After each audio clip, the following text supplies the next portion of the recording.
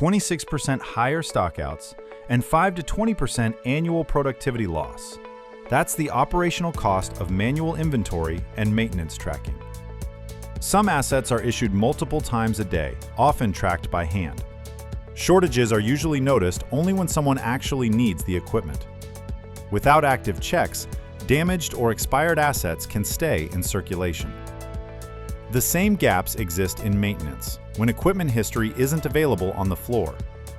Binary semantics brings safety assets and equipment into one connected system for day-to-day control. Each issued asset is recorded and checked before use. Asset returns are verified during shift handovers, not assumed. Leadership can track asset usage and availability in one place, with predictive signals surfacing stockout risks and unresolved gaps early. On the equipment side, a QR scan gives technicians instant access to maintenance details.